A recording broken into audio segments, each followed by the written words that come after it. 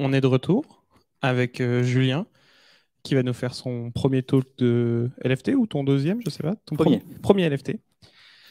Julien, il est dans l'équipe Citronade, il est dans mon équipe. La première fois que je l'ai vu en conférence, c'était à Snowcamp il y a 2 ans déjà, non? Un truc comme ça. Ouais, ça doit être ça, ouais. Tu avais parlé déjà de 3D. J'ai parlé de 3D sur le web, c'était très fun. Il faisait apparaître des canards en 3D.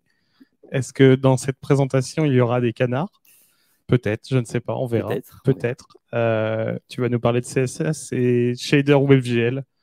Des grands mots pour dire que tu vas faire de la 3D et essayer de nous mettre plein les yeux, c'est ça? En résumé, ouais, on va voir ça. Allez, à toi. Super, merci. Eh ben, bonjour tout le monde. Merci. Du coup, comme Antoine l'a dit, moi c'est Julien et mon truc, j'aime bien faire des choses cool sur le web. Alors, dans truc cool, ce que j'entends par là, c'est en fait des applications qui sont agréables à utiliser, tout simplement. Donc, quand on arrive sur des sites, on se dit, ouais, c'est trop bien, c'est génial, ça c'est mon objectif, c'est ce que j'essaye de faire en tout cas. Et pour moi, ça passe par les animations. Donc, j'ai exploré un certain nombre de techniques d'animation sur le web et c'est ce que je vous propose de vous présenter aujourd'hui. Donc, les techniques d'animation en 2023, ça veut dire que c'est des techniques qui sont pour moi utilisables en production, donc bien supportées par les navigateurs. Donc, je ne vais pas parler des dernières techniques qui viennent de sortir, qu'on ne peut pas utiliser tout de suite. Je préfère vous prévenir, ça va aller un petit peu vite parce que il se pourrait que j'étais un peu ambitieux sur le contenu. Donc, j'ai envie de vous montrer plein de choses. Voilà. Du coup, c'est pas grave si vous comprenez pas tout ce que je dis. Vous voyez ça un peu comme un ensemble de bandes annonces. J'espère qu'à la fin, vous aurez retenu quelque chose sur chaque technique. Et voilà. Donc, accrochez-vous à ce que vous pouvez et ça va être cool. OK. Avant de commencer, je vais mettre un petit peu de contexte pour que la suite soit plus claire pour tout le monde. Donc déjà, pourquoi on fait des animations? Parce que c'est vrai, pour certains, peut-être ça peut paraître pas nécessaire, voire même inutile. Donc pourquoi est-ce qu'on perdrait du temps avec ça? Moi, je pense qu'au contraire, les animations, ça peut vraiment améliorer l'expérience utilisateur. À plusieurs niveaux, ça va d'une part faciliter la compréhension de ce qui se passe à l'écran, surtout si vous avez par exemple des éléments qui changent de place. On va mieux comprendre si on les voit se déplacer plutôt que s'ils disparaissent à un endroit et réapparaît à l'autre. Ça va apporter de la fluidité aussi sur les éléments qui arrivent ou qui disparaissent de l'écran, plutôt une modale par exemple, plutôt qu'elle nous pop dans la face, on peut la faire apparaître progressivement. On peut donner du feedback aussi après une interaction à l'écran. On va peut-être mettre une petite animation pour indiquer à l'utilisateur qu'il s'est passé quelque chose. Et puis bon, peut-être un peu plus subjectif cette fois, mais je pense que le choix des animations va vraiment changer la façon dont on perçoit un produit. Si vous faites des animations rapides, un peu exagérées, ça ne fait pas le même effet que des animations plus subtiles, plus lentes. Donc après, il y a aussi l'option ne pas mettre d'animation. Alors pour moi, c'est un peu comme laisser la police par défaut Times New Roman. Bon, ça marche, mais voilà, on peut faire mieux. Et c'est bien sûr pas exhaustif. Voilà. Alors, qu'est-ce qu'on peut animer sur une page web? Il va y avoir deux grandes catégories d'éléments qu'on peut animer. D'une part, les éléments HTML, donc c'est ce qu'on appelle le DOM. Alors, à peu près tous les éléments HTML, on va pouvoir les animer, que ce soit les divs, les boutons, les champs de texte, les images, bref, tout ce qu'on a sur une page web. Ça, c'est la première catégorie d'éléments. La deuxième catégorie, ça va être le canvas. Le canvas, c'est un élément qui est un peu particulier. C'est littéralement une feuille blanche dans laquelle on peut dessiner un peu ce qu'on veut. Donc, on va pouvoir dessiner des animations. Moi, je vais vous parler de ces deux catégories d'éléments. Encore une fois, le but, c'est de faire un panorama de toutes les techniques possibles. Je vais parler un petit peu de performance des animations, et pour ça, je vais avoir besoin de quelques bases techniques que je vais vous présenter maintenant. Ça va être rien de compliqué, ne vous inquiétez pas. Vous avez peut-être déjà vu cette chose-là sur tous les dev front. Ça, c'est l'ensemble des opérations qui vont être exécutées par le navigateur à chaque frame. Donc, le navigateur, il rafraîchisse l'écran, souvent 60 fois par seconde, ça dépend de l'ordinateur. Et à chaque frame, donc 60 fois par seconde, ils vont faire tout ça. Et donc, ces opérations, elles sont gérées pour la plupart par le CPU, processeur. Et il n'y a que la dernière, le compositing, qui est fait par le GPU, la carte graphique. Et en fait, plus précisément, sur le CPU, il y a un seul thread qui va gérer tout ça. Un thread, il ne peut pas faire plusieurs choses en parallèle. Donc, s'il y a une opération un petit peu lourde qui bloque, ça va bloquer tout le reste. Donc, sur des animations, ça va se traduire par des frames qu'on va perdre, donc des animations qui vont être saccadées. Donc, on va vouloir éviter ça. Et le truc, c'est que ce main thread qui gère tout ça, non seulement il doit gérer la mise à jour de l'affichage 60 fois par seconde, mais en plus, il va gérer notre code applicatif à nous, notre code JavaScript. Et là, je ne vais pas vous apprendre que nous, les dev front, le code JavaScript, on aime bien ça. Voilà, on va tartiner sur toutes les pages. Donc, ça va faire concurrence avec la mise à jour de l'affichage. Et si on en met trop, ça peut bloquer le main thread. Et donc, on aura des animations ça va laguer.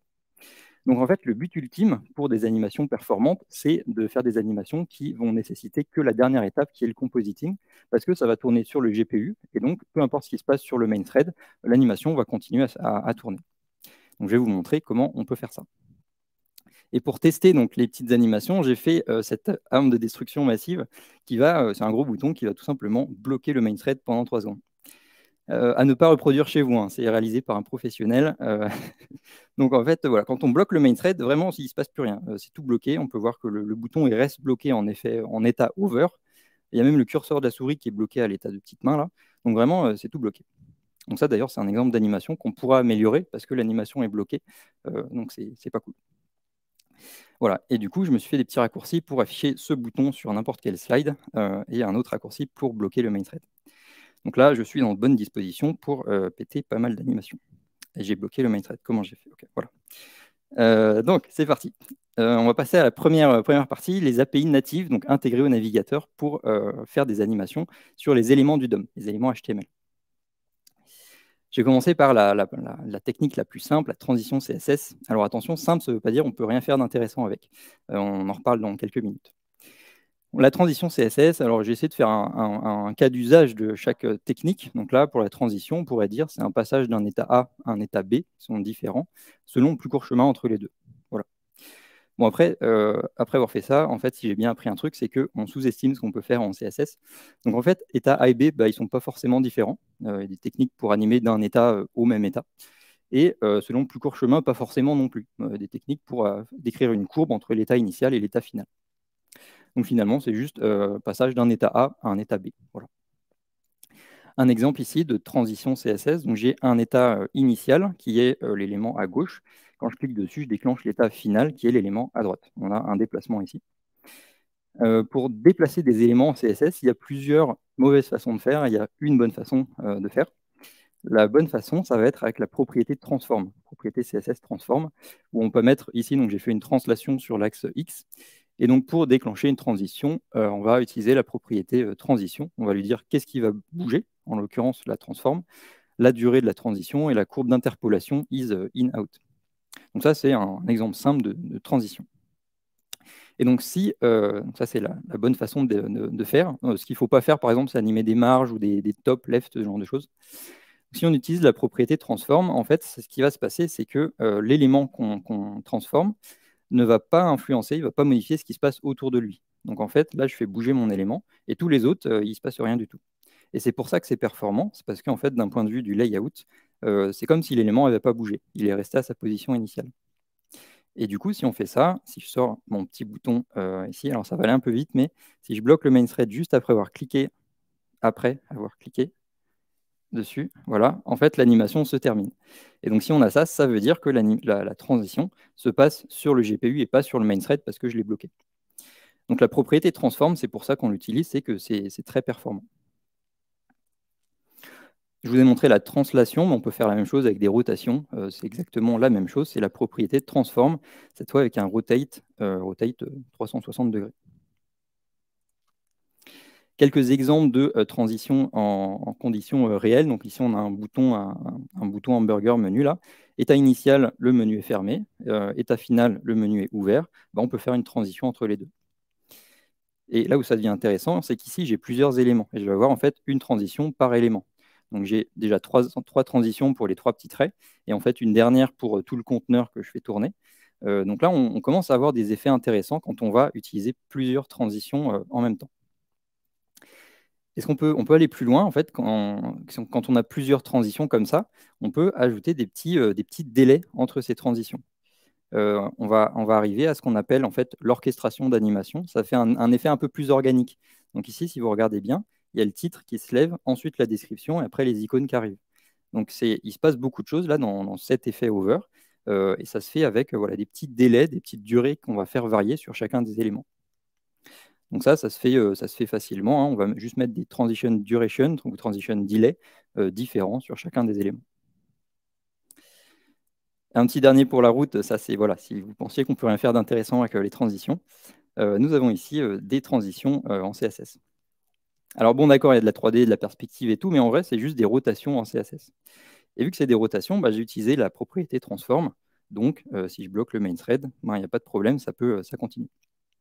Voilà, donc on peut faire des trucs super cool avec des transitions CSS, qui sont donc la première technique. Voilà. Ok, on passe à la suite, il n'y a pas le temps. Alors, animation CSS. Donc, le cas d'usage de ce truc-là, ça va être des animations composées d'au moins 2 étapes, peut-être 2, peut-être beaucoup plus. Une animation qui peut être déclenchée immédiatement dès qu'on arrive sur la page et qui peut ne jamais se terminer. Par exemple, ici, j'ai un truc qui bouge à l'écran. Vous avez vu, j'ai rien fait. L'animation se déclenche toute seule. Et c'est une animation infinie qui ne va pas se terminer. Définition d'infini. Ok, comment on fait ça? En CSS, on va utiliser des keyframes. Donc ici, j'ai 2 keyframes, une à 0% et une à 100%. Donc 0% l'état initial, translation à gauche, 100% l'état final, translation à droite. Et donc, sur mon élément CSS, je vais lui mettre le nom de l'animation, la durée, la courbe d'interpolation, infinite et alternate en échange entre les 2 keyframes. On peut remplacer 0% et 100% par from et tout. Si c'est plus clair, si c'est plus lisible, c'est la même chose. Un autre exemple d'animation, tout ce qui va être fade-in. Encore une fois, vous arrivez sur une page, on peut faire apparaître des éléments avec un fade-in, toujours dans une optique que ça soit plus fluide. Donc là, si vous regardez bien, en fait, les éléments, ils arrivent, mais les uns à la suite des autres. Vous voyez, ça fait une arrivée progressive. Et ça se fait, encore une fois, facilement avec des animations CSS. Donc pour le fade-in, j'utilise cette fois une keyframe qui est from. Donc on part d'une opacité 0, une petite translation vers le bas. Il n'y a pas besoin de mettre l'autre keyframe parce que ça va être l'état par défaut de l'élément, qui est du coup une opacité à 1 et une translation, pas de translation. Et donc pareil, je mets sur l'élément mon animation et je vais mettre un animation delay selon l'index que je calcule, selon l'index de l'élément, qui va permettre de faire ces apparitions les unes à la suite des autres. Un autre exemple d'animation fade-in, tout ce qui va apparaître à l'écran. Donc là, on a un menu déroulant. Et la liste des options qui apparaît, on peut facilement mettre une animation fade-in comme ça. Ce qui est, alors, peut-être, je ne sais pas si vous voyez, c'est assez subtil, mais en fait, ça fait une vraie différence par rapport à si ça arrive immédiatement. Ce qui est beaucoup moins facile, c'est le fade-out. Vous voyez, là, ça disparaît tout de suite parce qu'on ne peut pas animer un fade-out des éléments. Donc, c'est pour ça que des fois, sur des sites, on voit un fade-in, mais pas de fade-out. Je vous montrerai plus tard comment on peut faire un fade-out. Un autre exemple des animations CSS, ça va être tout ce qui est loader. On peut voir au passage qu'il existe des loaders qui ne sont pas des trucs qui tournent. On peut faire des loaders intéressants. Puis là, du coup, encore une fois, si je bloque le main thread, il n'y a pas de problème. Le loader est continu. Vous pouvez faire un petit loader. Veuillez patienter pendant qu'on mine du Bitcoin sur votre CPU. Le CPU à 100%, le loader, il ne va pas broncher. Même chose avec tout ce qui est skeleton loading, c'est pareil, animation CSS infinie. On va animer cette fois un background. Et du coup, on peut s'amuser avec des SVG, parce que finalement, un SVG, c'est plein d'éléments, plein de balises HTML sur lesquelles on va pouvoir mettre des classes ou des ID CSS. Et donc, on va pouvoir mettre des animations sur les éléments qui sont dans un SVG. Donc, il faut juste se motiver un petit peu pour aller chercher tous les éléments, mais sinon, finalement, ce n'est pas si compliqué, ça. C'est une animation, enfin des animations translate pour animer ce truc-là. Voilà, donc c'était la fin des animations CSS. On passe maintenant à la partie JavaScript. On a fini le tour du CSS. On va parler de la Web Animation API. Ça, c'est une API, donc JavaScript, intégrée au navigateur, qui va avoir un usage qui est similaire aux transitions et aux animations. On va l'utiliser un petit peu dans les mêmes cas, mais c'est quand on va avoir plus de contrôle en JavaScript. On va se tourner vers cette API. En fait, cette API, elle va donner accès au moteur d'animation du navigateur, donc le même que celui qui est utilisé par les transitions et les animations. Et c'est pour ça que du coup, c'est performant, parce que l'idée, c'est de dire, il y a déjà des choses dans le navigateur, il n'y a pas besoin de réinventer la roue, de recoder des choses, on va utiliser le moteur du navigateur. Donc, des fois, on voit que c'est une API expérimentale, mais en fait, la méthode principale, c'est la méthode animate, qui est disponible sur les éléments HTML. Et cette fonction, elle est disponible, elle est bien supportée. On a un Safari 13.1, donc a priori, c'est bon. Un exemple d'utilisation de la Web Animation API qui doit vous rappeler étrangement l'animation CSS, parce que c'est la même chose. J'ai 2 keyframes, état initial, final, on fait une animation infinie entre les deux. Et du coup, encore une fois, si je bloque le main thread là-dessus, l'animation continue, parce que c'est le même moteur que celui qui est utilisé pour les animations CSS. Au niveau du code, alors ça, pour rappel, c'est le code CSS pour faire l'animation de va-et-vient comme ça. Et ça, c'est la même chose avec la Web Animation API. Donc, on va récupérer l'élément HTML et dessus, on a la méthode .animate. Et donc là-dedans, ça ressemble finalement au CSS. On va avoir nos deux keyframes, état initial, état final, et les différentes options de l'animation. Donc, ça ressemble beaucoup au CSS. Et du coup, pourquoi est-ce qu'on utiliserait JavaScript plutôt que CSS? Déjà parce qu'on aime JavaScript, cool. Et surtout, si vous avez des données dynamiques à mettre dans vos keyframes, peut-être des données qui viennent d'une variable JavaScript, ça va être plus facile d'utiliser l'API JavaScript plutôt que CSS. Sinon, il faudrait mettre dans une variable CSS qu'on va mettre dans un style inline, c'est un peu plus compliqué.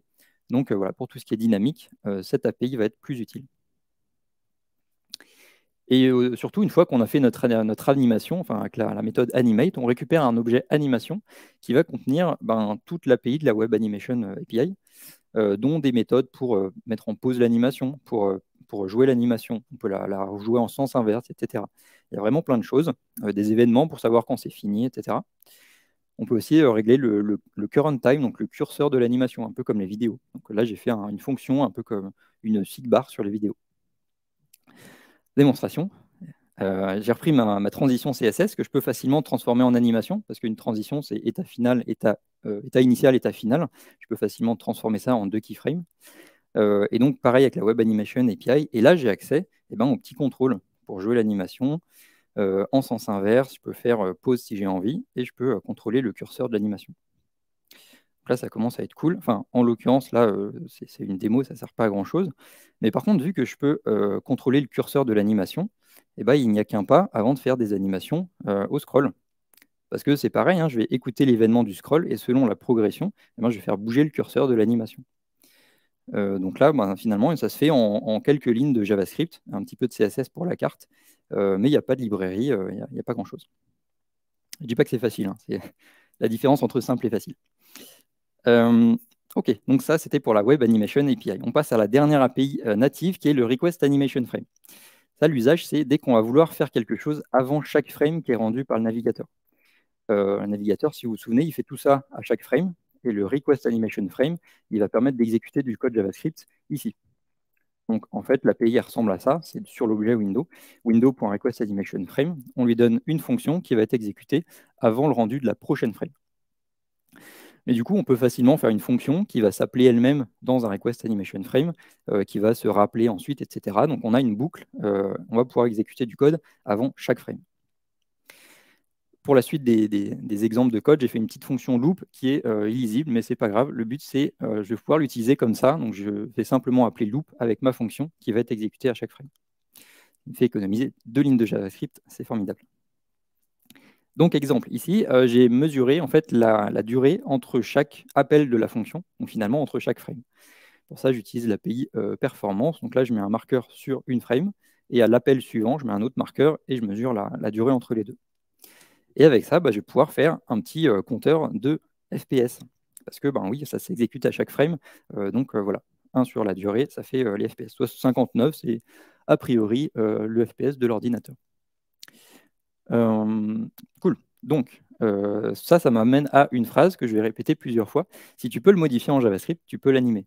Parce que du coup, tu peux le modifier en le décalant un tout petit peu à chaque frame, ce qui va faire une animation. Donc, qu'est-ce qu'on peut modifier en JavaScript? Beaucoup de choses, à peu près tout en fait. On peut modifier le texte, le contenu textuel des éléments, donc on peut l'animer. C'est un exemple de choses qu'on ne peut pas faire en CSS typiquement. Donc, c'est plutôt intéressant. On va pouvoir modifier en JavaScript les attributs HTML, par exemple l'attribut value d'un élément progress, donc on peut l'animer. Ça encore, on ne pourrait pas l'animer en CSS, ou du moins pas avec un élément progress. Et ce qui va être intéressant, c'est toute cette partie interpolation. L'interpolation, c'est le calcul d'une valeur intermédiaire entre l'état initial et l'état final. Alors en CSS, ce qu'on utilise, c'est les courbes de Bézier. Donc ces trucs-là, on a 2 poignées qu'on va utiliser pour façonner la courbe. Mais en JavaScript, avec le Request Animation Frame, on a accès à chaque frame vraiment, donc on peut faire une interpolation exactement comme on veut. Ce qui nous débloque la deuxième catégorie d'interpolation, qui est les animations Spring. Spring pour ressort en anglais, en fait, ça va simuler le comportement d'une masse suspendue à un ressort. C'est censé faire des animations plus naturelles, parce qu'en fait, ça répond à des équations physiques. Voilà. Donc, il y a plein de paramètres pour régler ce type d'interpolation, pour que ça rebondisse plus ou moins, etc. Donc, un exemple d'animation Spring. Ici, c'est le même keyframe, mais cette fois, interpolation Spring. Donc j'ai un peu exagéré pour qu'on voit bien, hein, mais voilà, on voit bien que ça rebondit à la fin. Par contre, avec cette méthode d'animation, si je bloque le thread pendant l'animation, bah là, ça bloque. Parce que le principe, c'est de faire du JavaScript à chaque frame. Donc si je bloque le main thread, JavaScript, c'est terminé. OK, je vais passer à la deuxième partie. Donc, on a vu les techniques natives intégrées au navigateur. Maintenant, on va parler des librairies JavaScript. Parce qu'on ne va pas se mentir, hein, nous les devfront, quand on veut faire quelque chose, on va regarder sur NPM s'il n'y a pas une lib qui fait ça. Donc, les API natives JavaScript, on ne sait plus trop ce que c'est. Puis HTML, CSS, j'en parle pas. C'est has-been, ces trucs-là. C'est une blague, hein, sûr. Framework. Donc, quand on fait un truc un peu compliqué, on va utiliser un framework JavaScript comme Vue ou React. Je vais appeler ça des frameworks, hein, vous ne m'en voudrez pas. Donc, quand on utilise un framework, si on veut faire des animations, la première chose à faire, c'est de voir qu'est-ce qui est inclus dans le framework. Déjà parce que ça va éviter des dépendances externes à maintenir. Et puis, vous avez l'assurance que ça va fonctionner, notamment avec le rendu côté serveur. Donc, a priori, ça va être plus simple. Je vais commencer avec Vue. Donc, qu'est-ce qui est intégré dans Vue? On va avoir deux composants, composant transition et transition group. Composant transition, on va le mettre autour d'un élément qui va apparaître ou disparaître. Donc, ça va animer l'apparition, la disparition d'un élément. Typiquement, ce fameux menu déroulant. Donc, je vous ai montré le fade-in en CSS, mais là, on va pouvoir faire le fade-out. Et donc pour moi, ça fait une vraie différence entre, si ça arrive, ça disparaît immédiatement, versus un fade-in, fade-out. Ça fait quelque chose de beaucoup plus fluide. On peut aussi, avec ce composant, on peut changer d'un composant à un autre. On peut échanger un composant avec un autre. Par exemple, vous avez un loading qui va laisser la place au contenu. Donc là, j'alterne entre un composant A et un composant B. Vous voyez, plutôt que ça soit immédiat, on va avoir une petite transition légère entre les deux. Deuxième composant, nous avons le transition group. Celui-là, on va le mettre autour d'un ensemble d'éléments, par exemple une galerie. Et là, dès qu'on va ajouter un élément à cet ensemble, ou supprimer, ou réorganiser, on va avoir une animation fluide qui va se faire avec tout ça. Exemple ici, donc j'ai un ensemble d'éléments, un peu comme une galerie, et on voit que voilà, si je supprime ou si j'ajoute des éléments, ils vont tous se réorganiser, ça va être beaucoup plus fluide. Donc ça, en termes d'expérience utilisateur, je trouve ça plutôt cool.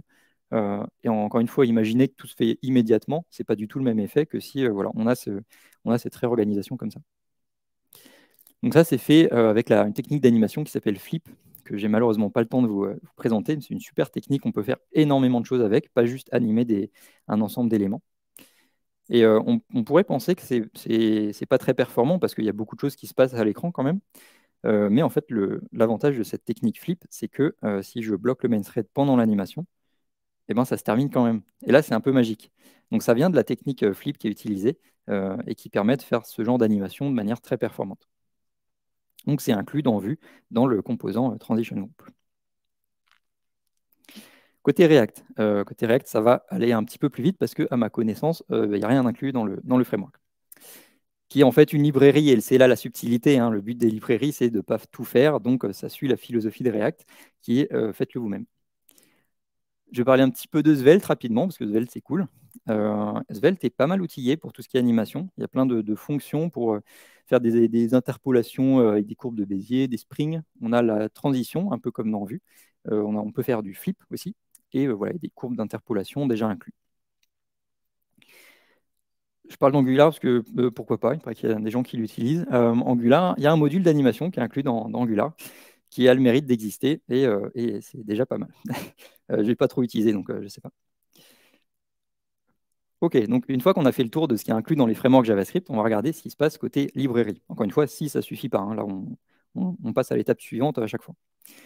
Côté librairie, on va avoir deux catégories de librairies. Il y a celles qui sont liées à un framework et celles qu'on va pouvoir utiliser partout qui sont agnostiques du framework.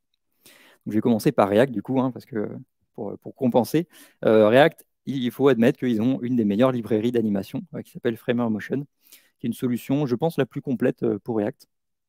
Donc l'API, elle ressemble à celle de Vue finalement. Donc on a, ici, c'est un exemple, on a un composant comme le composant transition qu'on va mettre autour d'un élément qui apparaît ou qui disparaît. Donc ça fait le même effet que je vous ai montré tout à l'heure. Et en fait, dans Framer, il y a à peu près tout ce dont je vous ai parlé jusqu'à maintenant. Donc on a tout ce qu'il faut pour faire des transitions, on peut animer des ensembles avec Flip, des interpolations avec des courbes de Bézier, c'est le twin, animation Spring aussi, et ça supporte la Web Animation API. Donc a priori, c'est très performant et c'est aussi très complet, donc c'est une solution intéressante. C'est un petit peu lourd, mais en vrai, vu tout ce que ça permet de faire, je pense que c'est un bon investissement. Côté vue, on va voir un package qui s'appelle ViewUseMotion. Donc, ViewUse, c'est tout un écosystème de fonctions qui peut faire énormément de choses. Et parmi celles-là, il y a ViewUseMotion pour axer un peu plus vers les animations. Donc, un exemple d'utilisation, ça va être avec des directives comme ça. Donc là, vous voyez, on peut simplement dire quand l'élément va devenir visible, il apparaît à l'écran, on va faire un petit fade-in. Quand on le survole, on va faire un scale, etc. Donc, c'est très simple à l'utiliser.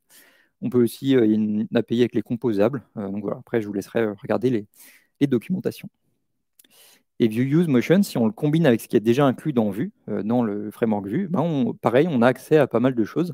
Donc Flip, c'est intégré dans Vue. Spring, c'est dans ViewUseMotion. Donc encore une fois, il y a pas mal de possibilités. C'est du coup un peu plus léger, mais il faut admettre que Framer fait quand même plus de choses, je pense. Donc c'est justifié. On va passer côté Vanilla.js. Donc ça, c'est les librairies qui ne vont pas dépendre d'un framework. On va pouvoir les utiliser partout, y compris avec un framework si on a envie. Donc, je vais parler de GZAP. Je ne peux pas parler de librairie d'animation sans parler de GZAP. C'est un petit peu le jQuery ou le Bootstrap des animations. C'est là depuis très longtemps. Donc, ça a été éprouvé. Ça peut faire énormément de choses. Donc, c'est un peu le choix par défaut. Quand on parle librairie d'animation, on va peut-être utiliser GZAP. Ce que je trouve un peu dommage parce qu'en fait, c'est pas tout léger. Je suis pas sûr que le tree shaking fonctionne super bien avec. Donc voilà, des fois, je trouve que c'est un peu overkill. Surtout qu'il y a des alternatives. On a par exemple Anim.js qui fait un peu la même chose, qui est aussi ancienne, mais qui est plus légère. Et le petit dernier, c'est Motion One, que j'aime beaucoup celle-là, faite par le créateur de Framer Motion. Donc a priori, il connaît un peu le sujet. Et l'idée, c'est de faire en fait une fine surcouche sur la Web Animation API que je vous ai montré tout à l'heure. Parce qu'encore une fois, vu que il y a des choses dans le navigateur, il n'y a pas besoin de recoder plein de choses en JavaScript. On peut réutiliser le moteur d'animation du navigateur. Et du coup, c'est une librairie qui est super légère parce qu'il y a très peu de choses par-dessus l'API native. Donc après, vraiment, je ne suis pas le seul à l'aimer. Je ne sais pas si c'est passé en janvier, là, mais la courbe de téléchargement de Motion One, voilà, apparemment, c'est une solution d'avenir. Quelques exemples d'utilisation de ces librairies. Alors, elles ont des API qui sont similaires. On a en général une fonction animate dans laquelle on va passer notre élément et les options de l'animation. Donc là, j'ai mis des guillemets autour de simple. Un exemple d'animation GZAP que j'ai trouvé quelque part. Donc dans simple, j'entends, en fait, c'est un ensemble de keyframes qu'on déroule du début à la fin. Voilà.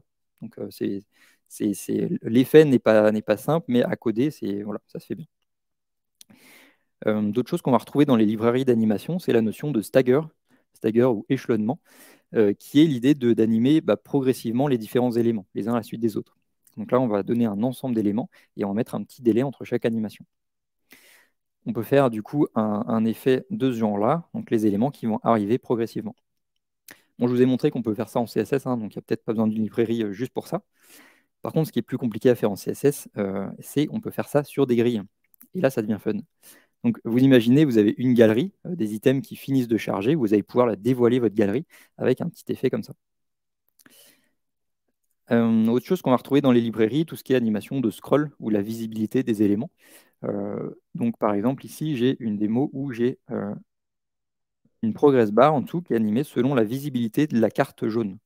Donc là, c'est pour bien voir ce qui se passe, mais on pourrait imaginer faire un fade-in, fade-out quand l'élément il arrive ou il sort de l'écran, où on peut peut-être grossir l'élément quand il arrive. Voilà, on peut faire un peu ce qu'on veut. Dernière chose, dans les librairies, tout ce qui est avec les SVG, on peut dessiner des SVG, faire du morphing, c'est transformer un SVG en un autre. Tout ça, c'est dans les librairies. Donc en fait, les trois librairies dont je vous ai parlé, elles supportent un peu tout ce que je vous ai montré. Alors, il faut avouer que GZAP peut faire bien plus de choses que les deux autres. C'est aussi sûrement pour ça que c'est plus lourd. Mais vous voyez que Motion One se débrouille pas mal quand même. Et vu son poids, je pense que c'est une option intéressante. Un petit retour sur les animations SVG. Donc, je vous ai parlé de GZAP. On peut faire des animations SVG avec GZAP. Donc, c'est d'ailleurs une des forces de GZAP, ça marche bien. Par contre, vous n'avez pas envie de voir le code de ce truc-là. Parce que, comme je vous disais tout à l'heure, il faut aller chercher chaque petit élément dans le SVG pour faire une animation dessus. Donc ça, il faut pas mal de code pour faire une animation comme ça. Donc on va plutôt se tourner vers une solution qui s'appelle Lottie ou Lottie Files, je ne sais jamais. Donc ça, c'est l'idée, c'est de faire l'animation sur un logiciel qui est fait pour ça, en l'occurrence After Effects, ou maintenant je crois qu'on peut le faire sur Figma. Et après, on exporte un fichier qu'on va pouvoir amener dans notre code. Donc l'utilisation côté front, ben, c'est super simple. Ici, on a un web component dans lequel on va mettre notre fichier. Et ce même fichier, on va pouvoir le réutiliser sur Android, sur iOS. Donc c'est aussi côté front, il n'y a quasiment plus d'efforts à faire. Un petit gros malus quand même pour l'outil, c'est que ça pèse une tonne, 108 kg pour ça, je trouve c'est un peu beaucoup. Donc après, c'est une question, c'est un compromis à faire, quoi. Est-ce que vous avez une grosse animation pour laquelle ça vaut le coup, ou est-ce que si c'est un truc perdu dans un coin, peut-être ça vaut pas le coup d'avoir une grosse librairie comme ça. Par contre, bah, avec ça, on va pouvoir avoir des animations SVG super intéressantes. Et là, voilà, il y a énormément d'éléments. Donc, si on voulait animer ça avec du code, il faudrait se motiver. Donc, avec l'outil, ça va être plus facile. Un petit point sur les performances. Je vais ouvrir mes DevTools. Hop, donc ça, je ne vous l'ai pas montré, je crois. Si vous faites Command Shift P, Monitor, Show Performance Monitor, on peut voir en fait l'utilisation du CPU sur la page. On a aussi en dessous là, les styles par seconde, layout par seconde. Ça, on ne s'en occupe pas pour l'instant. Donc, on peut voir pour cette animation, on est quand même à 30-40% du CPU, alors qu'il n'y a rien d'autre sur la page. Donc, ça fait quand même beaucoup. Et effectivement, en fait, ça, il ne faut pas oublier, c'est un SVG. Donc, il y a énormément de petits éléments que le CPU va devoir animer, repeindre à chaque frame. Donc là, on arrive aux limites de ce qu'on peut faire avec le DOM, les éléments HTML. Parce que si on veut faire des animations très précises, il va falloir mettre énormément d'éléments HTML. Donc, on va passer à la deuxième catégorie d'animation dont je vous ai parlé au début, sont les animations du canvas. Ça va? Vous tenez le coup? Bon, j'espère que ça va parce que ce n'est pas fini. Donc, on prend une inspiration et on va attaquer la dernière partie sur les animations de canvas. On va voir comment, du coup, repousser les limites du DOM avec les animations dans le canvas. Donc, je vais commencer par le canvas 2D. L'utilisation, ça va être comme je viens de vous l'expliquer, quand on va atteindre les limites du SVG. Donc, dès qu'on veut animer en fait un grand nombre de formes géométriques, quand les SVG suffisent plus. Et c'est pour ça qu'on ne l'utilise pas très souvent, c'est qu'en général, on peut s'en sortir avec des SVG. Donc, c'est vraiment Canvas, c'est encore l'étape d'après. L'utilisation du canvas, on va avoir notre élément HTML canvas qu'on va récupérer en JavaScript et on fait un canvas.getContext 2D. Et là-dessus, on aura accès à toute l'API Canvas qui va nous permettre de dessiner des formes géométriques comme ce magnifique carré bleu. Donc, il y a pas mal de primitives dans cette API. En fait, on peut faire un peu comme les SVG. On peut dessiner des courbes de Bézier comme ça, du texte ou plein de formes géométriques. Donc, avec tout ça, avec ces primitives, on va pouvoir dessiner ce genre de petite interface. Donc, c'est cool, mais il manque un truc là. Il manque un truc que ça ne bouge pas. Alors, comment on anime un canvas 2D? Normalement, vous le savez déjà. Vous avez peut-être une petite idée parce que je vous l'ai dit tout à l'heure. Je vous ai dit, si tu peux le modifier en JavaScript, tu peux l'animer. Et là, on parle d'une API JavaScript. Canvas 2D, c'est du JavaScript. Donc, on va pouvoir modifier les éléments. Donc, on va sortir notre meilleur request animation frame, ou plutôt, dans mon cas, la fonction loop que j'ai faite tout à l'heure. Et à chaque frame, on va récupérer l'heure courante et on va s'en servir pour décaler l'élément selon l'heure. Et je peux aussi calculer un angle qui va changer pour le petit joueur. Avec ça, je peux faire ce genre de petite animation. Donc pour l'instant, ça ne casse pas des briques, mais par contre, on voit un peu le potentiel de ce qu'on peut faire dans un canvas. Et effectivement, le canvas 2D, c'est ce qui va être le support de ce genre de choses. Donc tout ce qui est à base de cartes ou de graphes interactifs, on peut faire avec un canvas. Tout ce qui est à partir des particules, peut-être. Après, on ne voit pas du tout là, mais on peut faire des simulations physiques avec, parce que pourquoi pas. À chaque frame, encore une fois, on peut calculer des positions d'éléments. Bon, pour faire ça, on va plutôt se tourner vers des librairies JavaScript, parce que l'API Canvas native, elle est un peu compliquée. J'en ai trouvé quelques-unes, alors ça c'est juste pour en ordre d'idée. Donc j'ai vu Fabric.js, qui est une librairie généraliste pour le Canvas, qui pèse son poids quand même, donc il faut voir si c'est vraiment nécessaire. Matter.js, celle-là, elle a l'air cool, c'est un moteur physique 2D, donc on peut faire des trucs genre des collisions, de la gravité, tout ça. Et celle-là, elle n'est pas très lourde, donc les démos sont assez sympas. La petite dernière, elle s'appelle le Rive. Alors ça, c'est un ensemble de solutions pour faire des animations plutôt interactives. Donc il y a un éditeur, un peu comme ça se place en concurrent de Lottie, hein. Le but, c'est de faire les animations dans un éditeur. On exporte ça dans un fichier qu'on va importer côté front. Donc là, vous voyez cette petite patte qui réagit au clic de la souris. Donc ça, typiquement, on ne pourrait pas faire en Lottie. Donc l'intérêt de Rive, c'est d'apporter cette interactivité. Vous voyez, en dessous, c'est fait avec des machines. On ne voit pas en fait. C'est fait avec des machines à état, donc on passe d'un état à l'autre. Et la librairie, elle est assez légère, donc encore une fois, une bonne solution, je pense. Petit tour côté performance. Donc là, j'ai un canvas, une démo avec, voilà, quand je clique dessus, ça va afficher plein de trucs à l'écran. Alors, si je ressors mon petit moniteur de CPU, bon, bah là, on voit qu'en fait, c'est une API JavaScript qui utilise le CPU. Parce que, voilà, si je bourrine un peu, encore une fois, on arrive à 30 ou 40%. Donc, si on veut aller plus loin, on va aller plus loin. Il va falloir utiliser la dernière technique que je vous ai montrée, dont je vais vous parler, qui s'appelle le Canvas WebGL. Donc ça, c'est comme le Canvas 2D, sauf que le Canvas 2D, on vient de voir, il utilise le CPU pour, pour dessiner les choses. Canvas WebGL, il va utiliser le GPU. Fameux GPU dont je vous parle depuis le début, on dit c'est performant et tout. Et bien là, on va avoir vraiment accès à toute la puissance de la carte graphique. Donc le cas d'usage du Canvas WebGL, ça va être mettre une claque à vos utilisateurs. Voilà. Là, concrètement, il n'y a plus de limite. L'idée, ça va être d'en mettre plein la vue. Donc, comment on fait ça? Alors, l'utilisation, c'est un peu comme le Canvas 2D. On a donc notre Canvas HTML et on va faire de la même façon. On récupère le Canvas, on va faire un getContext WebGL. Et là, on a accès à l'API WebGL. Alors, le code, je l'ai planqué en dessous parce qu'il fait un peu peur. Donc, tout ça, c'est le code qui est nécessaire pour faire le triangle qui est à droite. Et en fait, donc ça, c'est un code que j'ai trouvé quelque part, hein, et je ne sais pas comment le modifier pour faire un carré, pour vous dire la complexité de l'API. Donc, on va passer directement par la case librairie JavaScript. La librairie à laquelle on pense quand on dit WebGL, c'est la librairie 3JS. Craché sur le micro. Donc, c'est la librairie qui est utilisée sur tous les sites avec plein de 3D, de WebGL, c'est cette librairie-là. Et effectivement, on peut faire des choses vraiment impressionnantes avec cette librairie, qui pèse son poids, hein, du coup, 150 kg, mais après, vu tout ce qu'on peut faire avec les effets, bon, c'est un investissement. Un exemple de code avec cette librairie 3JS. Donc là, on peut voir que déjà, on comprend un petit peu ce qui se passe.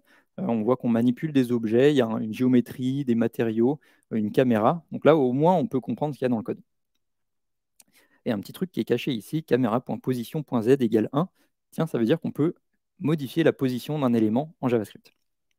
Peut-être ça vous dit quelque chose. Tu peux le modifier, blablabla, vous avez compris. Donc, on va pouvoir déplacer les objets dans la vue 3D en JavaScript avec un request animation frame. Ou plutôt, on peut faire encore mieux, on peut utiliser une librairie d'animation comme GZAP pour déplacer ces objets. Et là, vous avez le combo gagnant, 3JS et GZAP, c'est ce qui est utilisé sur peut-être 90% des sites de l'année et compagnie. C'est fait avec ces deux librairies-là. Donc, un exemple d'animation. Alors ça, c'est un des 12 millions d'exemples qu'il y a sur la documentation officielle. Donc, on voit voilà, des objets dans la vue 3D qui sont déplacés avec un request animation frame. Ça, c'est une façon d'animer des objets dans la vue 3D. Une autre façon, c'est avec des animations par squelette. Donc ça, c'est comme ce qui est fait dans les jeux vidéo ou les films d'animation. On va attacher un squelette dans le modèle. Donc c'est des os. Hein, et en fait, après, on va déplacer les os, on va animer le squelette et ça va animer le modèle. Donc ça, c'est sûrement du motion capture. On pourrait le faire dans Blender, par exemple. Donc ça, c'est moi tout à l'heure. Si vous me dites que vous avez tout compris, ça sera la fête. OK. Si on veut aller plus loin que WebGL, plus loin que 3JS. Et là, je vous avoue qu'on va atteindre le bout du bout, c'est un peu le boss de fin, parce que, à ma connaissance, il n'y a rien après. Je serais curieux de savoir. Pour aller plus loin, on va utiliser les shaders GLSL. Alors là, ça commence à faire un petit peu peur, parce que les shaders GLSL, c'est le bas niveau de WebGL. C'est voilà, ce qui est utilisé en interne sous le capot par la librairie 3JS. Donc, on a accès voilà, au bas niveau de WebGL. Alors, qu'est-ce que c'est les shaders? En fait, un shader, c'est un petit programme qui est exécuté en parallèle sur le GPU. C'est la puissance du GPU, hein, c'est qu'il est capable de faire énormément de choses en même temps. Et bah, ces différentes choses, ce sont exécutées des shaders. Il y a deux types de shaders en WebGL. Le premier, c'est le vertex shader. Celui-là, il va être capable d'agir sur la géométrie d'un objet. Donc, sur chaque point de la géométrie d'un objet, on va exécuter un shader qui va être capable de modifier la position de ce point. Donc, typiquement, on peut déformer des objets. Voilà. J'ai dû choisir l'image, ouais, je ne me demandais pas. Donc on a un canvas c'est un canvas avec une image dedans qui est déformée avec un vertex shader. Un autre cas d'usage où ça a bien marché, c'est tout ce qui est à base de particules, parce que finalement, une particule, c'est un point de géométrie. Donc sur chaque particule, on va avoir un vertex shader qui va pouvoir modifier cette particule. Donc ça va bien marcher. Et vu que tout ça se fait en parallèle sur le GPU, donc c'est performant. Je pense qu'on peut animer sans trop de problèmes des dizaines de milliers de particules. Donc encore une fois, des effets intéressants. Le deuxième type de shader dans WebGL, c'est le pixel shader, on appelle aussi fragment shader. Lui, il va être responsable de la couleur d'un pixel. Donc chaque pixel qu'on voit à l'écran, on va avoir un fragment shader qui va renvoyer la couleur de ce pixel. Et là on arrive aux limites. L'infini et l'au-delà, c'est maintenant, parce qu'en fait, on a accès à un niveau de précision on ne peut pas faire mieux au niveau d'un pixel. Donc, quelques exemples de ce qu'on peut faire avec un fragment shader. Alors, pour commencer, on peut faire ce genre de gradient, des blobs, un peu. Donc ça, typiquement, on ne peut pas le faire en CSS. Donc, c'est déjà intéressant. Après, bon, vous avez ce genre de fou furieux qui va faire ça avec un fragment shader. Donc là, il n'y a pas de géométrie. Ça, c'est un rectangle. Donc, chaque pixel est déterminé par un fragment shader. Donc là, il y a des techniques à base de calcul de distance pour faire de la géométrie alors qu'il n'y en a pas. Et un petit dernier pour la route, là c'est pour vous montrer qu'il n'y a plus de limite globalement. Je vais juste changer ça. Hop. Et nous avons ici la simulation de fluide en temps réel dans un fragment shader. Voilà. Donc après, quand nous on galère à centrer un truc en CSS, il y a des gens qui font ça. Voilà. Donc vraiment, fragment shader, on peut faire énormément de choses. Là, on est plus du niveau de la créativité. Qu'est-ce qu'on peut faire avec? On arrive au bout de toutes les techniques qui sont disponibles, en tout cas que je connais. Donc ça, c'est un peu un arbre de décision des techniques qu'on peut utiliser. Donc on va quand même commencer par ce qui est natif, CSS, JavaScript. Si ça ne suffit pas, on va se tourner vers des librairies JavaScript, peut-être avec un framework. Et enfin, en dernier recours, le Canvas 2D ou WebGL. OK, pour finir ce talk et pour bien commencer votre aventure de création d'animation. Déjà, il ne faut pas oublier pourquoi on fait tout ça. Parce que c'est vrai que je vous ai parlé de plein de choses, donc on pourrait se dire, super, je vais en mettre partout, ça va être génial. Non, ne faites pas ça. Ne faites pas comme moi sur ces slides, à savoir, il ne faut pas en mettre partout des animations. Il faut bien réfléchir à c'est quoi le but de chaque animation. Il faut vraiment que ça apporte quelque chose. Et donc, le peu d'animations qu'on va faire, on va essayer de les faire correctement. Notamment, il ne faut pas oublier une notion d'accessibilité. Il y a un paramètre que les utilisateurs peuvent activer pour réduire le mouvement. Ça, il faut bien le prendre en compte. Donc, il y a une media query en CSS. L'idée, c'est quand vous avez des choses qui bougent beaucoup à l'écran, il ne faut pas les activer quand il y a ce media query. Les media query, on peut les lire en JavaScript. Ça, c'est pour tout ce qui est côté Canvas en JavaScript. Et pour l'inspiration, donc, on a vu à la fin, là, on a un petit peu du domaine de la créativité. Donc, il va falloir trouver des idées de qu'est-ce qu'on peut faire. Donc pour ça, j'ai deux catégories. D'abord pour le design, vous pouvez regarder sur Dribbble, ça c'est un peu les dernières tendances en matière de design. Et Awards, c'est ceux qui font les sites de l'année, sites du mois et compagnie. Donc vous pouvez voir des exemples de sites qui marchent pas mal. Pour le code, donc si vous voulez apprendre à coder ces animations, vous pouvez regarder sur CodePen. Donc là, CodePen, il y a vraiment de tout, du CSS au shader, on trouve de tout. Et ShaderToy, ça c'est vraiment pour les shaders WebGL. Donc là, l'idée, ça va être de regarder, d'explorer un petit peu les différentes animations que vous allez trouver. Donc on a accès au code de cette manière-là. Ensuite, donc, si vous êtes comme moi, vous allez vous dire ces gens-là sont des magiciens. En fait, les gens normaux ne peuvent pas faire ça. Donc la première étape, ça va être de vous dire très fort à vous-même que vous aussi, vous pouvez le faire. C'est déjà 50% du travail. Et ensuite, prenez le temps de lire le code, de changer des petites choses pour voir ce que ça fait. Et donc, voilà, au fur et à mesure, vous allez pouvoir coder vos propres animations. Et peut-être qu'un jour, qui sait, ça sera vous le magicien. Voilà, donc c'est tout pour moi. Vous pourrez retrouver tout ce que je vous ai montré sur GitHub et CodePen. Et j'en avais dévoilé un petit peu sur Twitter. Attendez peut-être quelques jours pour voir le code, parce que c'est un peu de Tchernobyl actuellement. Voilà, donc je vous mets un petit tableau récapitulatif avec des notes performance, polyvalence qui sont totalement arbitraires, c'est au doigt mouillé, mais c'est mieux que rien, ça permettra d'avoir quelque chose à regarder pendant les questions, si vous en avez. Merci.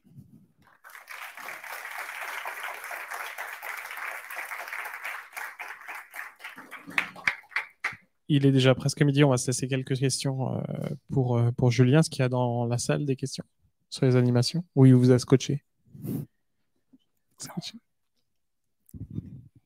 T'as pas montré à quoi ça ressemble le code d'un shader?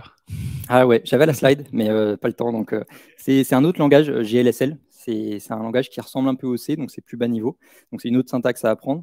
Mais globalement, un shader très simple, c'est une fonction qui renvoie soit la position pour le vertex shader, soit une couleur pour le fragment shader.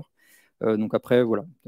En théorie, c'est pas très compliqué, c'est juste une autre syntaxe. Donc voilà. Mais ça se fait bien. Une question sur YouTube. Pour l'animation du personnage, comment est chargé le modèle 3D?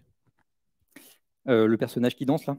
Le modèle 3D, alors il y a plein de formats de modèles 3D. Celui qui est adapté pour le web, je dirais que c'est GLTF. Donc ça, voilà, dans les logiciels de 3D, on peut exporter sous plein de formats. Donc il faut choisir GLTF. Il peut intégrer les animations. Donc on peut mettre les animations dans le modèle. Et après, on va le charger. Voilà, faut trouver des exemples de code, mais on peut charger le modèle 3D dans le code. Voilà. Donc typiquement, c'est ça qui est lourd sur les sites WebGL. C'est pas tant le code JavaScript, c'est aussi les modèles 3D qu'on va charger et les textures et tout ça.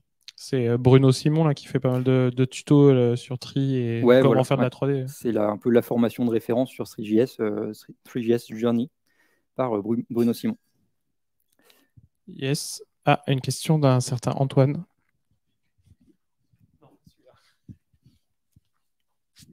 Bonjour Antoine. Bonjour. On a souvent les débats d'utiliser Lottie ou d'autres solutions pour animer. On a eu pas mal de demandes d'animation des logos notamment. Est-ce que tu as un retour d'expert pour pouvoir assez facilement se dire ok, ça on va le faire avec du CSS/JS de manière classique, ou ça du coup il va falloir passer sur du Lottie? Est-ce qu'il y a des règles qu'on peut définir? Est-ce qu'il y a un peu de la littérature qui nous permettent assez facilement de déterminer nos choix? Je ne suis pas sûr qu'il y ait vraiment des règles strictes qui disent là oui, là non. Enfin, c'est plutôt c'est des compromis à faire en fait. Je pense que l'outil, ça demande moins d'efforts, en tout cas côté front. Au niveau code, je l'ai montré, il n'y a quasiment rien. Versus, si on veut faire ça, peut-être en CSS ou en JavaScript, faudra mettre les mains dans le cambouis, dans le code. Donc là, c'est qu'est-ce qu'on veut faire. Si on a un truc facile, ça sera potentiellement plus coûteux, plus lourd. Et si on peut le faire dans le code, ça va être plus d'efforts côté code. Moi, j'ai tendance à faire des trucs dans le code parce que je suis un peu un taré des fois, mais voilà, ça dépend ce qu'on veut. Donc voilà, j'ai pas trop de trucs précis à dire. Ok. Question. Je reste pas loin si jamais. Et du coup, Julien, tu as gagné un trophée de la part de Oliver pour la super animation des slides et la présentation aboutie. Donc, voilà. Merci beaucoup. Alors, il a dit un truc dans ses slides. Est-ce que vous avez tous tout compris? Du coup, parce qu'il a dit qu'il faisait la danse. Je vais remettre les slides. Ok. Merci beaucoup, Julien. On espère te revoir passer dans les prochains années. On se retrouve à 13h30. Mon micro a décidé de... Il n'y a plus de batterie. Tu veux mon micro? Non, mais vas-y. Je traduis. On se retrouve à 13h30. On se retrouve à 13h30. Pour un truc qui n'a jamais été fait encore en LT. Pour un truc qui n'a jamais été fait, en fait. En fait, c'est chiant. Vous avez peut-être remarqué qu'il y a des gens qui font de la musique à Bedrock. Donc, on va essayer de rediffuser un petit concert live à 13h30 lors de ce LFT.